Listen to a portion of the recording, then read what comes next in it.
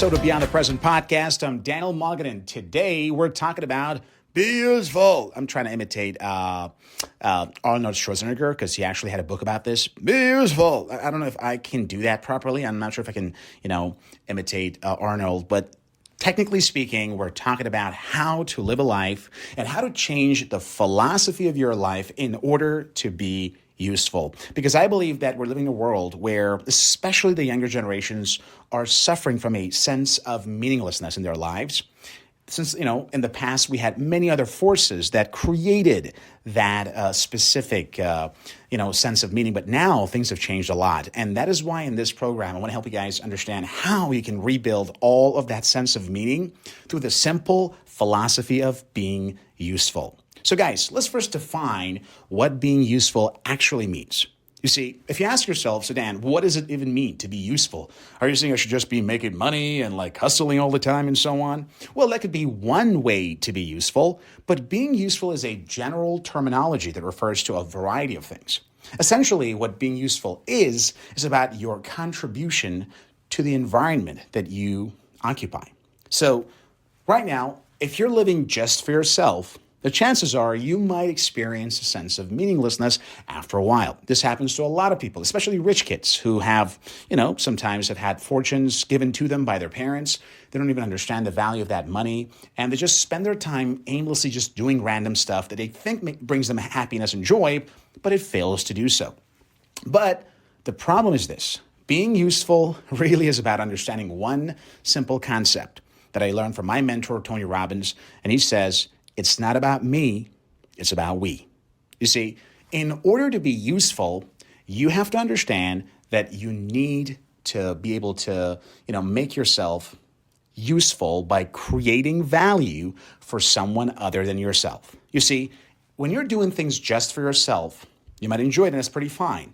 But that is not technically being useful because then you will not have the ability to contribute to the lives of others, to bring some value to their lives. And you say, well, Dan, are you saying that if I take care of myself, that's not being useful? Of course not. Sometimes the most useful thing is to take care of yourself, your body, your health, your mood, and your mindset, because that will then allow you to be in a much better shape emotionally and physically so you can add value to the lives of others. But essentially, being useful in its simplest form means you need to structure your life in a way where you are building the capacity to add value to the lives of other people. This could come in forms of education, self-development, working in your career, perhaps motivating other people, doing anything that allows you to add some kind of value to the lives of others. That also comes in the form of just helping people around you, your loved ones, family members, best friends, and so on. Once you have that mindset that I want to be useful, you realize that there's all of a sudden a great amount of meaning and purpose that is being added to your life. And unfortunately, in our lifestyles these days, and it's very sedentary and we just don't move as much, we're usually behind our devices all the time and we don't have as much face-to-face time and so on. I think in this current lifestyle, sometimes it's very hard to find true meaning and purpose. We just end up living for ourselves and wondering, why do I feel so bad? It's very simple, because you're not being useful, i.e., you're not working on your ability to become a person of value for other people. And anytime you do that, your self-esteem declines over time and you start feeling bad about yourself. But today, I want to not only encourage you to start thinking in this term by committing to being useful, but actually to help your mindset shift a little bit and adopt certain philosophies that we used to have in previous generations that helped us a lot, especially those of us who are less religious, because the world as a whole is now a lot less religious, which means religions can no longer supply us with that amount of meaning and purpose. So we have to look for alternative ways that are more in alignment with modern values and the modern society as a whole, which is why being useful is such a great tool. You'll be asking, Dan, all right, that's very nice. You want me to be useful. You want me to, work hard, and you want me to do something that creates value for others. How do I do that? I don't know. How do I even think about this issue? Well, it's very simple. The answer is already there. You already know what you should do to be useful because almost anything that you do that in some way enhances your ability, skill, mood, health, can indirectly help you add value to the lives of the people. And above all, it's that focus that you have not just on yourself, but on the society as a whole. So most of the time, if you're obsessed and concerned only with your own needs, then what you desire is like what most unhappy people desire. Just give me easy money and I'll just spend all my time doing whatever I want. I know such people. I know some of them who just won the lottery or got, a lot of money after their parents passed away and so on. They just got a huge inheritance and so on. But after a while, most of these people are back at square one. Not only have no money left, but they're feeling depleted and empty. You see, the purpose of life isn't just to accumulate resources so that you can, have more fun or have more of the things you want for yourself. That lifestyle will be devoid of any meaning. And believe me, all of us humans, we have this innate desire to lead a purposeful, meaningful life. And that is precisely why it is necessary to be able to do that. It is necessary to be able to focus on, building those usefulness muscles, if you will, and by trying to create a sense of purpose by saying, my purpose for existence isn't just to have some fun, to sleep late as much as I can, to buy whatever I want, to eat whatever I want, but rather it is to do something that goes beyond myself. And I think that's the moment when you feel useful. You see, we haven't been taught these values, most of us, especially when we were younger, because we live in the world of, technology and everything is available, instantly. And since we don't even have to wait so much to, satisfy most of our needs, if you want a food, just order it online on your phone. Whatever you want is instantly available. So in this culture of instant gratification, sometimes it's so hard to really dig down and ask yourself the vital questions. What is my purpose in life? Why am I here? What am I contributing to the lives of other people? Because that drive is within all of us. It doesn't matter where you were born, what your culture is, what your temperament is. Every single one of us was born with that drive, the drive to be useful for our community around us. It doesn't matter where you travel. I've been all over the world. It doesn't matter what culture you are in. I've been pretty much involved with most cultures around the world.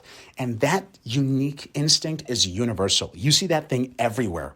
Wherever you go, you see people are trying their best. The ones who are happier are the ones who are adding more value to the lives of other people. And in the process, they become more valuable and they feel better about themselves, whether it's as a father or a mother taking care of their children, whether it is as a mentor, as a teacher, as a politician, as a business person, as a technician, as somebody who hands you, your burger when you buy it from McDonald's. It doesn't matter what part of the society you are currently in and to what status you belong. Every single one of us can become more useful. And in the process, once you enjoy the process of being useful, once you enjoy the process of adding value to the lives of others, gradually your value goes up. And that oftentimes comes with more rewards. There's a reason why certain people have more success than others, because they tend to add more value en masse compared to the average individual. And that is why they are rewarded more. So it isn't just about you being the selfless person who goes out there and sacrifices him or herself for the sake of others, but rather it is your ability to contribute value to others and in the process enrich your own life and enrich your own, basically, lifestyle. So this is not just you being a giver and give and get nothing in return, because that's how the society works. Since every single one of us has that ingrained desire to add value, once you add value to the lives of other people, that means others will in return add value to your life. And this goes on, and eventually you find yourself in a very desirable position. That is why I want to encourage you guys from today to think about this philosophy of being useful. Ask yourself, in the past 24 hours, how many of the things you did, honestly from your perspective, you would consider to be a useful activity?